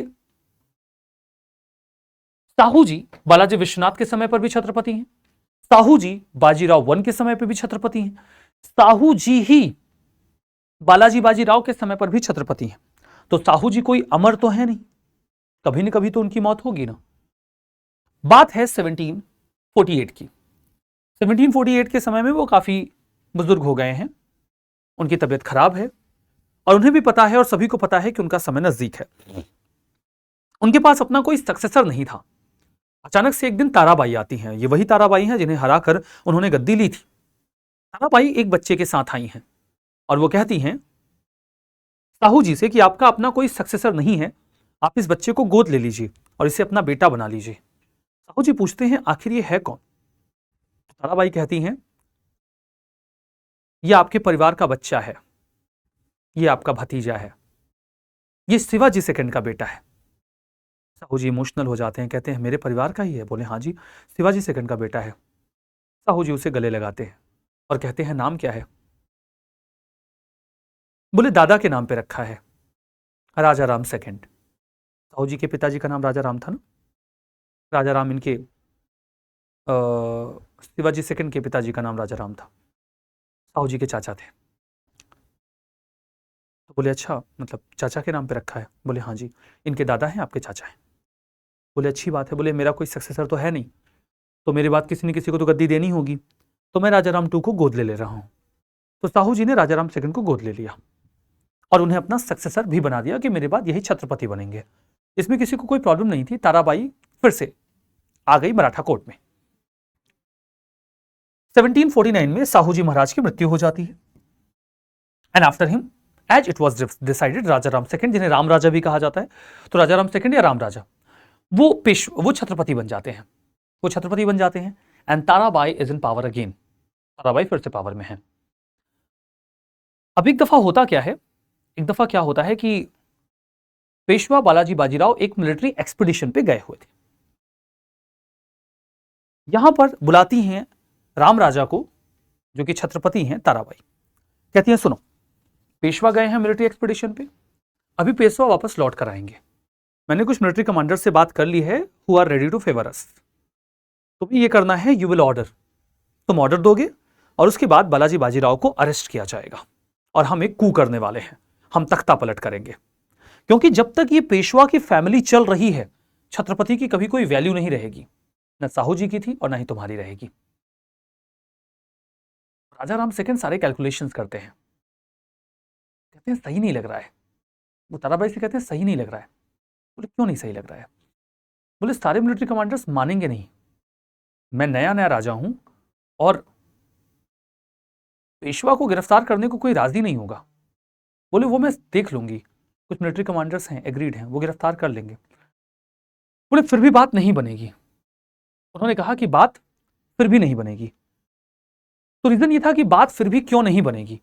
अगर यहां पर आप अरेस्ट कर लेते हैं, if you are capable of arresting Peshwa, then what will be the issue. तो Ram Raja had a stand कि प्रॉब्लम आएगी मराठा चीफ्स के साथ, चाहे वो भोसले हों, सिंधिया हों, गायकवाड़ हों, ये कभी भी मुझे एक्सेप्ट नहीं करेंगे एज ए छत्रपति, क्योंकि ये पेशवा के अंडर में काम करते हैं और पेशवा की इनके ऊपर बहुत ही स्ट्रांग ग्रिप है। ये मराठा कॉन्फेडरेसी पुणे के ऊपर अटैक करेगी and we will not be capable of defending this territory. उन्होंने कहा पॉलिटिकल इक्वेशंस बाद में देखेंगे, पहले तुम ऑर्डर करो अरेस्ट। राजाराम 2 ने कहा मैं नहीं करूंगा। उन्होंने सारे कैलकुलेशंस किए एंड ही डिनाइड, उन्होंने मना कर दिया। जब उन्होंने मना कर दिया तो ताराबाई चढ़ गई। ताराबाई ने कहा कि अगर तुमने मेरी बात नहीं मानी तो मैं तुम्हारा सच सबको बता दूंगी। ओके, सच सबको बता दूंगी। क्या है वो सच जो राजा राम 2 से जुड़ा हुआ है, जो अगर सबको पता चल जाए तो बात बिगड़ जाएगी। राजा राम 2 ने कहा कोई बात नहीं, अभी आपको जो करना है करिए, मैं पेशवा को अरेस्ट नहीं कर रहा हूं। पेशवा मिलिट्री एक्सपीडिशन से वापस आते हैं और ताराबाई उनके पास पहुंच जाती हैं। ताराबाई कहती हैं मुझे आपको कुछ बताना है। पेशवा कहते हैं बताइए। उन्होंने कहा ये जो लड़का है ना, जिसे आप छत्रपति बनाकर बिठाए हुए हैं, ये शिवाजी 2 का बेटा नहीं है। सब शॉक में थे और पेशवा भी। उन्होंने कहा अगर ये शिवाजी 2 के बेटे नहीं है तो मतलब ये छत्रपति शिवाजी महाराज की फैमिली लाइन से ही नहीं है। उन्होंने कहा नहीं है। तो फिर ये है कौन? ताराबाई ने कहा ये एक लो कास्ट बच्चा है, जिसे मैंने यूं ही पकड़ लिया था। बोले चलो तुमको छत्रपति बनाते हैं। उन्होंने एक लो कास्ट के बच्चे को पकड़ा, बोले चलो तुमको छत्रपति बनाते हैं, बनोगे? उसने कहा क्यों नहीं बनेंगे, और मैं इन्हें राजा राम 2 के नाम से आपके सामने प्रेजेंट कर दिया मैंने, एंड नाउ इज छत्रपति। अब वो सदमे में थे कि भाई ये कौन बच्चा है जो यहां राजा राम 2 के नाम से छत्रपति बनकर बैठा है। उन्होंने राजा राम 2 से बात करी। राजा राम 2 ने किस्सा सुनाया। उन्होंने ताराबाई से कहा कि क्या आप सभी लोगों के सामने, पूरे जो कोर्ट मेंबर्स हैं सबके सामने मां काली की कसम खाकर ये बात कहने को राजी हैं कि ये बच्चा शिवाजी 2 का बेटा नहीं है? She said yes I will. उन्होंने कहा ठीक है, तो बात बन गई। उन्होंने सारे कोर्ट की असेंबली बुलाई और ताराबाई को बुलाया। बोला ये रहे हमारे छत्रपति, ये रही ताराबाई, ये आपसे कुछ बताना चाहती हैं। उन्होंने कहा पहले काली मां की कसम खाइए, उसके बाद बात करिएगा। उन्होंने काली मां की कसम खाई कि मैं जो भी बोलूंगी सही बोलूंगी। अब काली मां की कसम खा के कोई झूठ क्यों बोलेगा? ताराबाई कुछ भी कर सकती थी। खैर खैर इतना नहीं होता है, अगर आप देवी मां की कसम खा रहे हैं तो सही बोलेंगे, ठीक। वो कहती हैं कि मैं काली माँ की कसम खा के ये बात रिवील करती हूं कि ये शिवाजी सेकंड के बेटे नहीं हैं, ये एक लो कास्ट इंडिविजुअल हैं जिनको मैंने छत्रपति बनाया है झूठ बोलकर। तो मैं चाहती हूं कि इन्हें हटा दिया जाए, ये छत्रपति बनने लायक नहीं है। ताराबाई अपना गेम खेल चुकी थी। अब समय था कि पेशवा बालाजी बाजीराव गेम खेले।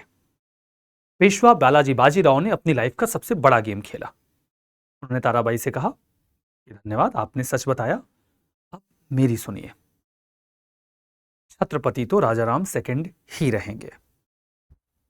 अब वो कौन हैं, कहां से आए हैं, किस कास्ट के हैं, शिवाजी सेकंड के बेटे हैं कि नहीं हैं, छत्रपति शिवाजी महाराज की फैमिली लाइन से हैं कि नहीं हैं, अब फर्क नहीं पड़ता। अब तो छत्रपति बन चुके हैं, अब तो कुछ नहीं कर सकते। दूसरी बात यह है कि वो कोई भी हों, अभी उनको साहू जी महाराज ने अडॉप्ट किया है, अपना बेटा माना है। तो अगर वो एक लो कास्ट इंडिविजुअल भी थे तो अब वो मराठा हैं। क्यों? क्योंकि उन्हें साहू जी महाराज ने अडॉप्ट कर लिया। साहू जी महाराज ने जिसे भी अडॉप्ट कर लिया वो उनका बेटा बन गया, और अब वो उनका बेटा बन गया तो वो फैमिली लाइन में आ गया, और अब फर्क नहीं पड़ता कि वो कौन है। उन्होंने अपना गेम खेल दिया, उन्होंने अपना गेम खेला, और फिर उन्होंने राजा राम को बुलाया। उन्होंने कहा, देखिए अब ये सब जानते हैं कि आप हमारी फैमिली लाइन से, आप मराठा फैमिली लाइन से नहीं है, तो टेक्निकली आपको छत्रपति नहीं होना, आपको नहीं होना चाहिए छत्रपति, लेकिन मैं फिर भी आपको छत्रपति बनाए रखूंगा, बस आपको मेरे साथ एक ट्रीटी करनी होगी। उन्होंने कहा, कैसी ट्रीटी? उन्होंने कहा, ट्रीटी होगी ट्रीटी ऑफ संगोला। 1750 में ट्रीटी ऑफ संगोला साइन की जाती है पेशवा बालाजी बाजीराव और छत्रपति राजाराम टू के बीच। इस ट्रीटी ऑफ संगोला में छत्रपति राजाराम टू ने यह एक्सेप्ट किया कि वो एक टाइटुलर मुनार्क बनके रहेंगे, मतलब उन्हें छत्रपति होने की पूरे इज्जत सम्मान दिए जाएंगे, लेकिन वो एडमिनिस्ट्रेटिव अफेयर्स में इंटरवीन नहीं करेंगे और रियल पावर बालाजी बाजीराव के पास रहेगी। ताराबाई गेम खेलना चाहती थी, गेम बालाजी बाजीराव ने खेला, और वो मराठा एम्पायर के सबसे ताकतवर पेशवा बन गए, क्योंकि उनके पास जो छत्रपति हैं उन छत्रपति की कोई पावर नहीं है। और यह है इंटरेस्टिंग मराठा हिस्ट्री, जहां पर अब एक पेशवा बैठे हैं जिनके बैकग्राउंड में एक छत्रपति हैं जो कि रियल अथॉरिटी नहीं रखते हैं, and this is how he grabbed power. लेकिन क्या होगा? नॉर्थ से अहमद शाह अब्दाली अपनी आर्मी लेकर आ रहा है, उसने अपनी फोर्सेस को इकट्ठा कर लिया है, और वो थर्ड बैटल ऑफ पानीपत की तैयारी कर रहा है। जब वो थर्ड बैटल ऑफ पानीपत की तैयारी करता है, जब वो थर्ड बैटल ऑफ पानीपत की तैयारी कर रहा है, तो यहां पर कहानी कुछ इस तरीके से है। बालाजी बाजीराव पेशवा हैं, बालाजी बाजीराव पेशवा हैं। बालाजी बाजीराव जो पेशवा हैं, उन्हें खबर मिलती है कि अहमद शाह अब्दाली नॉर्थ वेस्ट की ओर मार्च कर रहा है, इंडिया के नॉर्थ वेस्ट की ओर मार्च कर रहा है, और जल्दी ही वो दिल्ली को इन्वेड करेगा। सवाल यह है कि क्या मराठा आर्मी लड़ने जाएगी? कुछ लोगों ने कहा कि दिल्ली के ऊपर हमला करके उसे लौटने दो, हम उसके बाद काउंटर अटैक करेंगे और उसकी रिट्रीटिंग आर्मी को हराएंगे, या फिर उसे कमजोर करके फिर लड़ेंगे। लेकिन ये बात तो वही होती 1752 में आपने प्रॉमिस किया था दैट ही विल डिफेंड, आपको जाना होगा, नहीं तो मराठा की ट्रीटी के ऊपर भरोसा कौन करेगा? और क्या गारंटी है कि वो दिल्ली जीतने के बाद पुणे की ओर मार्च नहीं करेगा, क्योंकि वो आ तो मराठों के ले रहा है। उन्होंने कहा, ये लड़ाई मुगलों की नहीं है, ये लड़ाई दिल्ली की नहीं है, लड़ाई मराठास की है, मराठास को अपनी लड़ाई लड़नी होगी। चलो, ये बात तो तय हो गई कि अहमद शाह अब्दाली से लड़ने मराठा जाएंगे। सवाल यह है कौन जाएगा? बहुत ही ऑब्वियस चॉइस थे रघुनाथ राव, बहुत ही ऑब्वियस चॉइस थे पेशवा के छोटे भाई रघुनाथ राव। रघुनाथ राव से कहा गया कि आपको जाना होगा और डिफेंड करना होगा इंडिया को अगेंस्ट अब्दाली। रघुनाथ राव ने कहा, of course I will go, मेरा काम है ये, क्योंकि वो नॉर्थवर्ड एक्सपीडिशन में पहले भी जा चुके थे और उनको बहुत अच्छी सक्सेस भी मिली थी, so he was a very natural choice. उन्होंने कहा, कितने सोल्जर्स मिलने वाले हैं? और पेशवा ने कहा 20,000 सोल्जर्स। रघुनाथ राव ने कहा, पागल हो गए हैं, अब्दाली आ रहा है, कम से कम 50,000 सोल्जर लेकर आएगा, मैं 20,000 की मराठा आर्मी लेकर लड़ने कैसे जा सकता हूं? उन्होंने कहा, नहीं, इतनी ही आर्मी मिल सकती है। ही सेड, नहीं, बात नहीं बन पाएगी, इतने से बात नहीं बनेगी, आई नीड मोर सोल्जर्स। उन्होंने कहा, ज्यादा सोल्जर्स हम नहीं दे सकते। उन्होंने पूछा, क्यों? बोले, पड़ोस में निजाम है, निजाम ने अभी भी हमला किया था, और निजाम के हमले से काउंटर करने के लिए आप तो नॉर्थ में गए थे, हमने सदाशिवराव भाऊ को भेजा था, वो तो बेचारे दीवान थे, हमने उनको फिर भी लड़ने के लिए भेजा। थैंकफुली सदाशिवराव भाऊ निजाम को हरा कर आए और वहां से उसका एक तोपची भी लेकर आए थे, एक कैनन स्मिथ, जिसका नाम था, या हेड ऑफ आर्टिलरी, उसका नाम था इब्राहिम गार्दी। तो सदाशिवराव भाऊ ना केवल निजाम को हरा के आए थे, बल्कि अपने साथ इब्राहिम गार्दी को भी लेकर आए थे, जो आर्टिलरी चलाने में माहिर था, उन्होंने कहा अभी वो आए हैं मराठा से हैदराबाद के निजाम से लड़के, आप नॉर्थ में सारी आर्मी लेके चले जाओगे, यहां पुणे पर अटैक कर देगा निजाम, हम कैसे डिफेंड करेंगे खुद को? आप नॉर्थ में अब्दाली को हरा के आ जाओगे और यहां पुणे ही नहीं रहेगा, क्या मतलब निकलेगा? उन्होंने कहा देखो 20,000 सोल्जर्स लेके मैं नहीं जा पाऊंगा। तो सदाशिवराव भाऊ ने निगाह डाली सदाशिवराव भाऊ की ओर, जो अभी हाल फिलहाल में निजाम को हरा कर आए थे। उनसे कहा कि आप जाएंगे? उन्होंने कहा of course I will go. Maratha लड़ने में तो पीछे नहीं हटते थे। उन्होंने कहा बिल्कुल जाएंगे। उन्होंने कहा 20,000 सोल्जर्स मिलेंगे। He said that is okay. तो रघुनाथ राव ने कहा कैसे भाई, 20,000 सोल्जर लेके जाओगे, कैसे लड़ोगे अब्दाली से? उन्होंने कहा समझो, आसान है, इट्स इजी। क्या करना है, मैं पुणे से निकलूंगा, यहां गायकवाड़ की आर्मी ले लूंगा, यहां से जाऊंगा इंदौर में होलकर्स की आर्मी ले लूंगा, यहां तब तक भोंसले की भी आर्मी आ जाएगी, आगे जाऊंगा सिंधियास की आर्मी ले लूंगा, फिर यहां से जाऊंगा तो यहां पर जाट मिलेंगे, सूरजमल जाट, उनसे मिलके उनकी आर्मी ले लूंगा, फिर यहां से मैं अवध की भी आर्मी मंगा लूंगा और सब लोगों को मिला के मैं अटैक कर दूंगा अब्दाली के ऊपर। तो रघुनाथ राव ने कहा सबकी आर्मी ले लोगे? बोले सबकी आर्मी ले लेंगे। बोले और सब आपको आर्मी दे देंगे? उन्होंने कहा नॉर्थ की पॉलिटिक्स इतनी सीधी नहीं है जितनी आपको लगती है। उन्होंने कहा आई विल मैनेज। बोले ठीक है जाओ मैनेज करो। अब वो जाने लगे और जब वो नॉर्थ की ओर एक्सपीडिशन में जाने लगे तब तक प्लान क्या बन गया, यहां पर प्लान क्या बन गया कि वो अपने साथ विश्वास राव को भी लेकर जाए। विश्वास राव जो कि बालाजी बाजीराव के बेटे हैं और महज 17 साल के थे, वो माइनर थे।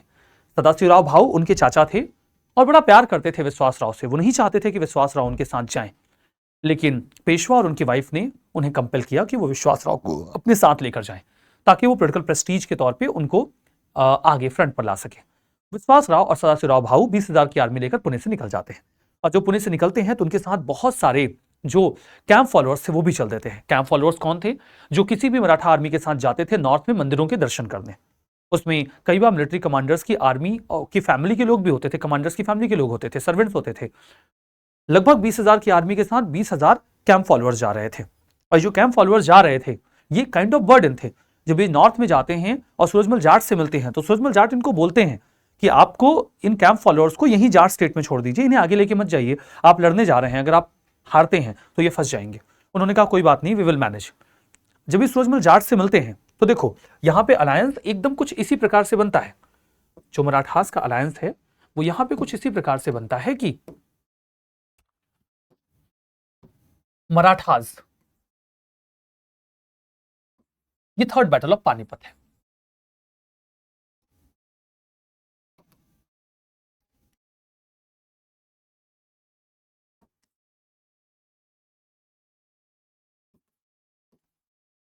ये थर्ड बैटल ऑफ पानीपत है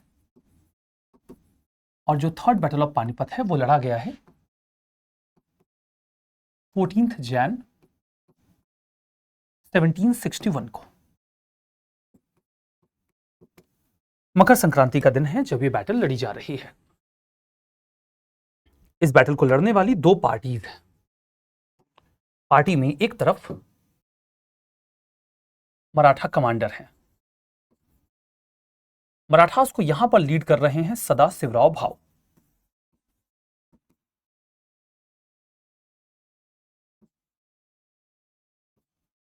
प्लस यहां पर है मराठा चीफ। सारे मराठा चीफ्स अपनी जो आर्मी है वो कंट्रीब्यूट कर रहे हैं। यहां पर है जाट, यहां पर है अवध। जाटों में कौन है? सूरजमल जाट, जो कि जाटों के सबसे ताकतवर राजा माने जाते हैं सूरजमल जाट। इन्हें जाट प्लेटो भी कहा जाता है। और उसके बाद है अवध। अवध में कौन है? सुजाउद्दौला।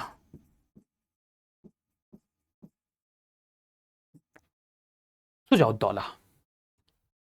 मामला क्या बनता है?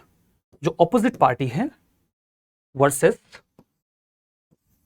अहमद शाह अब्दाली। वर्सेस अहमद शाह अब्दाली। अहमद शाह अब्दाली के साथ हैं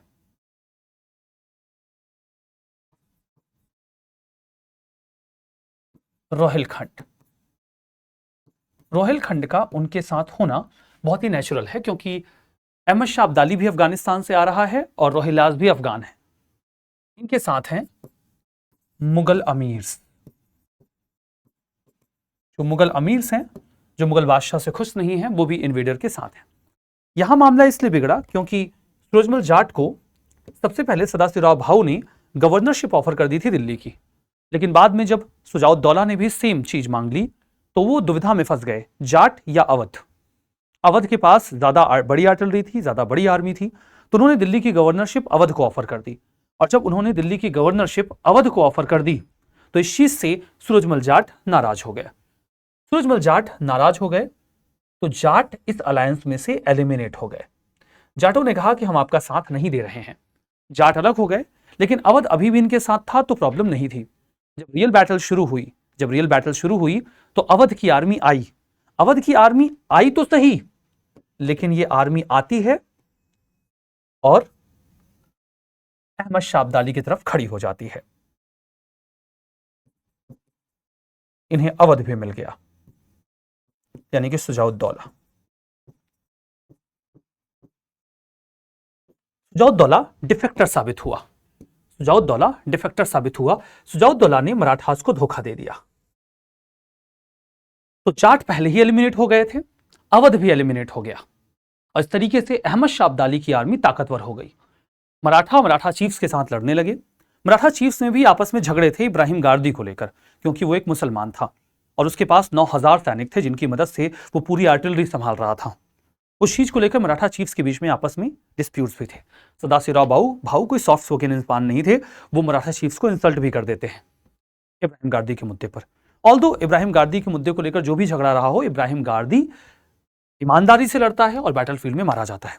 जब ये बैटल होती है तो यहां पर जो अब्दाली की आर्मी है वो ज्यादा नंबर में थी और मराठा सोल्जर्स कम नंबर में थे, और जल्दी ही मराठास डिफीट हो जाते हैं और फिर उनका ब्रूटल मैसेकर शुरू होता है। एक ही दिन में इस बैटल में लगभग 60,000 लोग मारे गए थे, दोनों पार्टीज को मिलाकर। मराठास ने 20 से 30,000 अपने ब्रेवेस्ट सोल्जर्स एंड कमांडर्स खोए, जिनमें सदाशिवराव भाऊ और विश्वासराव भी शामिल थे। मराठा चीफ्स कई सारे इसमें मारे गए। मराठा पावर हमेशा के लिए डिस्ट्रॉय हो गई।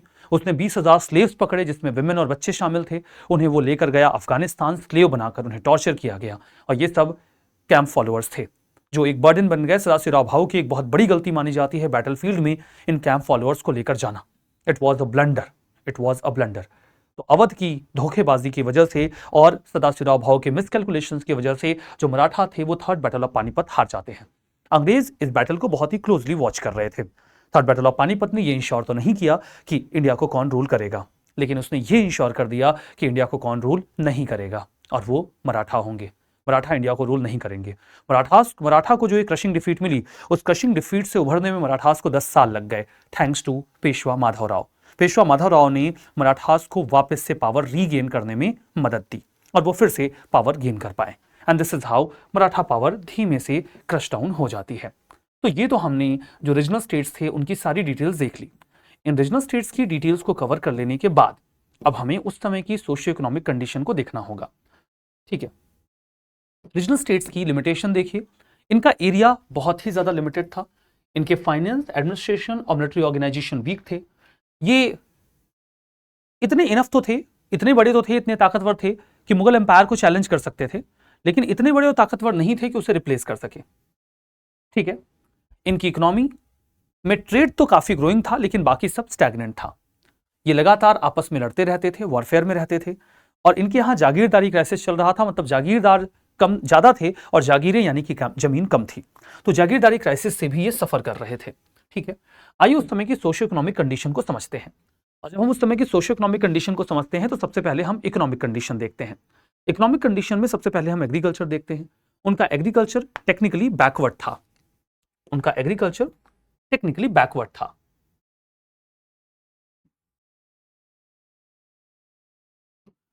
ट्रेड और इंडस्ट्री काफी अच्छी फ्लरिशिंग थी। 18वीं सेंचुरी में आप देखें तो इंडिया ग्लोबल ट्रेड का 26% कवर करता था। ब्रिटिशर्स जब इंडिया आए तो इंडिया ग्लोबल ट्रेड का 26% कवर करता था और उसमें हम नेट एक्सपोर्टर थे। जब ब्रिटिशर्स हमें छोड़कर गए तो हमारा हिस्सा ग्लोबल ट्रेड में 2.9% था और उसमें आधा हम ब्रिटेन के साथ ही ट्रेड करते थे, तो उन्होंने हमारी इकोनॉमी को डिस्ट्रॉय कर दिया। आज हमारा ग्लोबल ट्रेड 7% का है, 6.9 समथिंग परसेंट का, और उसमें हम नेट इंपोर्टर हैं, एक्सपोर्टर नहीं। और ये ग्लोबल शेयर भी हमारा वेपन्स और ऑयल की वजह से है, क्योंकि 140 करोड़ की आबादी की डिफेंस के लिए हथियार और तेल बहुत ज्यादा लगता है। तेल गाड़ियों में यूज करने वाला भी और खाने वाला भी, क्योंकि तेल हम खाते नहीं, पीते हैं ऐसे गिलास में लेके। रिफाइंड ऑयल, सरसों का तेल, vegetable oil, Indians just love oil ना। शिप बिल्डिंग इंडस्ट्री हमारी बहुत अच्छी थी। एजुकेशन में थोड़ा कन्वेंशनल एजुकेशन है, जैसे कि literature, law, religion, philosophy, logic, इन सबका इस्तेमाल किया जा रहा है। एजुकेशन में आप देखो तो एजुकेशन हमारी काफी ट्रेडिशनल है। हम लिटरेचर, लॉ, रिलीजन, फिलॉसफी और लॉजिक पर ज्यादा फोकस करते हैं। हमारा जो फोकस है वो नेचुरल साइंसेस में नहीं है, बल्कि ह्यूमन साइंसेस पर है। सोसाइटल सेटअप में कास्ट सिस्टम है, और मुसलमानों में भी कास्ट सिस्टम अशरफ और अजलफ के फॉर्म में है। विमेन की पोजीशन सोसाइटी में बहुत खराब है। सवाई जय सिंह जो आमेर के थे और मराठा जनरल परशुराम भाऊ विडो मैरिज और सती को, विडो मैरिज को प्रमोट करने और सती को अबॉलिश करने के एफर्ट्स करते हैं, ऑल्दो दे फेल्ड। स्लेवरी बहुत ज्यादा खराब कंडीशन में थी। राजपूत, खत्री और कायस्थ में स्लेवरी काफी ब्रॉडली प्रैक्टिस करी जाती थी, और यहां पर एबिसिनियन यानी कि इथियोपिया, अफ्रीका से स्लेव्स लाए जाते थे। आर्ट, आर्किटेक्चर और कल्चर का जो डेवलपमेंट था वो अच्छा खासा था। कालीकट के जो जमोरिन थे उनके पास एक कम्युनिटी थी कंजुली मरक्कर की। वो सी फेयरिंग में काफी एक्सपर्ट थे, अच्छी नावें बनाते थे, तो उन्होंने एक अच्छी नेवी बिल्ड कर रखी थी। इसीलिए कालीकट के राजाओं को इंडियन समुद्री राजा बुलाते थे, यानी कि समुद्री राजा जिनके पास समंदर का रूल है। शिवाजी भोसले, शिवाजी, उनके पास एक अच्छी नेवी थी, और जब यूरोपियन कंपनी शुरू में आई तो वो भी इंडियंस के ही शिप्स इस्तेमाल किया करते थे। एजुकेशन की कंडीशन देखो तो एजुकेशन के सेंटर्स में आपको संस्कृत एजुकेशन काशी, तिरहुत, नादिया और उत्कल में मिलेगा। अजीमाबाद, पटना पर्शियन एजुकेशन का सेंटर था। एजुकेशन में हिंदूज और मुस्लिम्स में किस प्रकार का एजुकेशन था? एलिमेंट्री एजुकेशन हिंदूज में पाठशालाज में दी जाती थी, और मुस्लिम्स में एलिमेंट्री एजुकेशन देखो तो हिंदूज में पाठशाला में दी जाती है, मुसलमानों में मकतब में। हायर एजुकेशन हिंदूज में चतुष्पथीज एंड टोल्स में दी जाती है, ये यूपीएससी प्रीलिम्स में पूछ चुकी है, और मुस्लिम्स मदरसा में हायर एजुकेशन अवेल करते थे। उस समय के स्लेव्स की कंडीशन देखो तो राजपूत, खत्री और कायस्थ स्लेव्स रखे थे। विमेन स्लेव्स को डोमेस्टिक वर्क्स के लिए रखा जाता था। ठीक है। आर्ट, आर्किटेक्चर का डेवलपमेंट देखो तो लखनऊ में असफुद्दौला बड़ा इमामबाड़ा 1784 में बनवाते हैं। Sawai Jai Singh pink city of Jaipur build करते हैं। 5 एस्ट्रोनॉमिकल ऑब्जर्वेटरीज दिल्ली, जयपुर, बनारस, मथुरा और उज्जैन में बनाई जाती हैं first half of 18th century में। यहां पर आप देखो तो केरला अपने आर्किटेक्चर के लिए और मुराल पेंटिंग के लिए फेमस रहा। केरला में पद्मनाभपुरम टेम्पल पैलेस, राजपूताना और Kangra school of paintings develop हुई। मीर सौदा नजीर और मिर्जा गालिब 19th सेंचुरी में फेमस पोएट्स के तौर पर डेवलप हुए। मलयालम लिटरेचर में कंचन नाम्बियार जो कि मलयालम पोएट थे, बहुत अच्छा कंट्रीब्यूट करते हैं। तो ये तो उस समय के आर्ट और आर्किटेक्चर का डेवलपमेंट हमने देख लिया, और इस तरीके से हम आज का ये सेशन यहाँ पे एंड करते हैं, और हमारा ये चैप्टर नंबर 4 भी फिनिश होता है। नेक्स्ट सेशन में we will be discussing about chapter number 5, जहां पे हम ब्रिटिश कॉन्क्वेस्ट के बारे में बात करेंगे, हाउ दे कैप्चर्ड इंडिया, वो इंडिया को कैसे जीतते हैं, और उसके बाद उनके जो वेरियस एक्सपेंशंस थे हम उनके बारे में भी नेक्स्ट सेशन में बातचीत करेंगे। उम्मीद करते हैं कि ये सेशन आपको अच्छा लगा होगा। जरूर से बताइएगा चैट बॉक्स में कि कमेंट बॉक्स में कि आपको ये सेशन कैसा लगा। तो चलिए नेक्स्ट सेशन में आपसे मुलाकात होगी, बातचीत होगी, तब तक एंजॉय करिए, और नेक्स्ट सेशन के बाद हम अपनी जो क्लासेस हैं उनके थोड़ा सा ज़्यादा नंबर ऑफ क्लासेस इंक्लूड करेंगे ताकि हम जल्दी अपने सिलेबस को फिनिश कर सकें। चलिए नेक्स्ट सेशन में मिलते हैं। Thank you very much.